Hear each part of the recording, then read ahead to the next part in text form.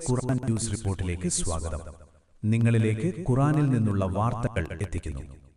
മനഃശാസ്ത്രവും ദൈവവചനവും തമ്മിലുള്ള ബന്ധത്തെ ശ്രദ്ധയിൽപ്പെടുത്തുന്ന ഒരു ചർച്ചയിൽ വിശകലന വിദഗ്ധർ ഖുർആൻ, പ്രത്യേകിച്ച് സൂറത്ത് അൽ കഹ്ഫിലെ 36-ാം 37-ാം ആയത്തുകൾ മനുഷ്യന്റെ അഹങ്കാരത്തെയും ഉത്തരവാദിത്വത്തെയും കുറിച്ചുള്ള ഒരു ശാശ്വതമായ പഠനമായി ചൂണ്ടിക്കാണിച്ചിരിക്കുന്നു.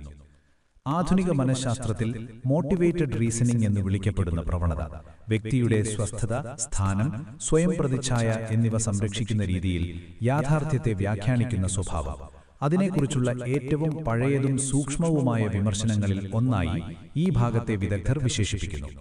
ഈ ആയത്തുകൾ ഒരേ ഭൗതിക സാഹചര്യത്തിൽ ജീവിക്കുന്നെങ്കിലും അടിസ്ഥാനപരമായി വ്യത്യസ്തമായ ലോകദൃഷ്ടികൾ കൈവശമുള്ള രണ്ട് സഹചാരികൾ തമ്മിലുള്ള സംഭാഷണമാണ് അവതരിപ്പിക്കുന്നത്. വ്യാഖ്യാതാക്കളുടെ അഭിപ്രായത്തിൽ ഈ സംഭാഷണം അവസാന ഘട്ടം അഥവാ കിയാമത്ത് നാൾ എന്ന വിശ്വാസത്തെയും മനുഷ്യന്റെ ഉത്ഭവത്തെക്കുറിച്ചുള്ള ആഴമുള്ള ചോദ്യത്തെയും കേന്ദ്രീകരിച്ചിരിക്കുന്നു. 36-ാം ആയത്തിൽ ആദ്യ വ്യക്തി ആത്മവിശ്വാസത്തോടെ അവസാന നാൾ ഒരിക്കലും വരില്ലെന്ന് പ്രഖ്യാപിക്കുന്നു. നിരീക്ഷകർ ചൂണ്ടിക്കാണിക്കുന്നത് അവന്റെ പ്രസ്താവന സംശയത്തിന്റെ രൂപത്തിലല്ല, മറിച്ച് പൂർണ്ണ നിഷേധത്തിന്റെ രൂപത്തിലാണ് എന്നതാണ്. എന്നാൽ ഉടൻ തന്നെ അവനൊരു ശ്രദ്ധേയമായ വ്യവസ്ഥ ചേർക്കുന്നു. താൻ തന്റെ റബ്ബിലേക്ക് മടക്കപ്പെടുകയാണെങ്കിൽ പോലും ഇപ്പോഴത്തേനേക്കാൾ മികച്ച സ്ഥാനമാകും തനിക്ക് ലഭിക്കുക എന്നുറപ്പുണ്ട് എന്നവൻ പറയുന്നു. ഇത് വെളിപ്പെടുത്തുന്ന വിരോധാഭാസമാണെന്ന് വിശകലന വിദഗ്ധർ പറയുന്നു. ഒരു വശത്ത് അവൻ ഉത്തരവാദിത്വത്തിന്റെ ആശയം തള്ളിക്കളയുന്നു, മറുവശത്ത് ഉത്തരവാദിത്വം ഉണ്ടായാലും അത് തനിക്ക് അനുകൂലമാകുമെന്ന അചഞ്ചലമായ ആത്മവിശ്വാസം പ്രകടിപ്പിക്കുന്നു. പണ്ഡിതന്മാർ ഇതൊരു അർഹതാഭിമാനം എന്ന നിലയിലാണ് കാണുന്നത്.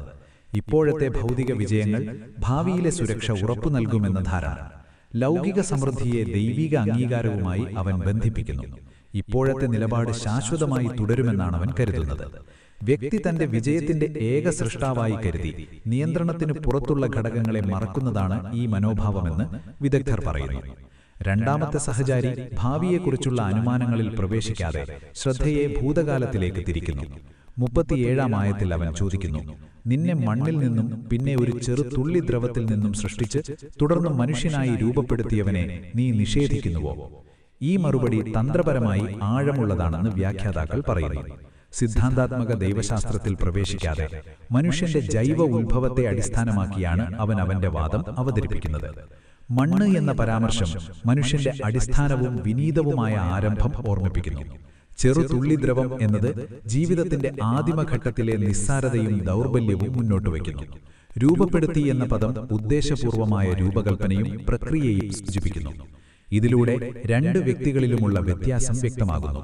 ഒരാൾ തന്റെ ലക്ഷ്യസ്ഥാനത്തെയും അവകാശബോധത്തെയും കുറിച്ച് ആകൃഷ്ടനാണ്, മറ്റൊരാൾ തന്റെ ഉത്ഭവത്തെയും ആശ്രിതാവസ്ഥയെക്കുറിച്ച് ബോധവാനാണ്.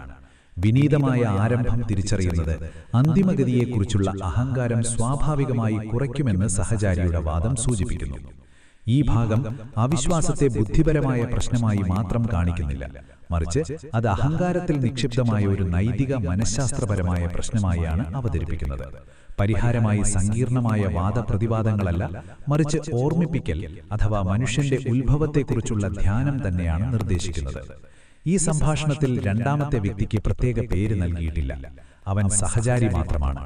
ഇത് പ്രവാചകന്മാർക്കും പണ്ഡിതന്മാർക്കും മാത്രം ഒതുങ്ങാത്ത സാധാരണ മനുഷ്യർക്കിടയിൽ നടക്കുന്ന സംഭാഷണമാണെന്ന് സൂചിപ്പിക്കുന്നു.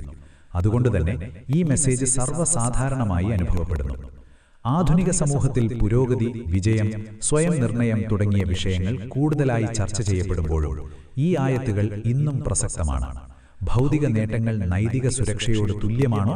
വ്യക്തി തന്റെ ഉത്ഭവം മറക്കുമ്പോൾ ആത്മവിശ്വാസം അഹങ്കാരമായി മാറുന്നുവോ? എന്നിങ്ങനെ നിലനിൽക്കുന്ന ചോദ്യങ്ങൾ ഇവ ഉയർത്തുന്നു. സമാപനമായി ഈ ഭാഗം ആത്മപരിശോധനയ്ക്കായി ക്ഷണിക്കുന്നുവെന്ന് വ്യാഖ്യാതാക്കൾ പറയുന്നു.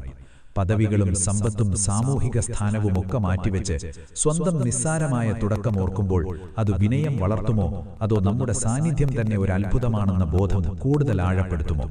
ഈ ചോദ്യത്തിന്റെ ഉത്തരം തുറന്ന നിലയിലാണ്. തലമുറകളെ കടന്നും മനുഷ്യനെ തന്റെ ഉത്ഭവത്തെയും അന്തിമ ഉത്തരവാദിത്വത്തെയും കുറിച്ച് ചിന്തിക്കാൻ ഈ ആയത്തുകൾ വെല്ലുവിളി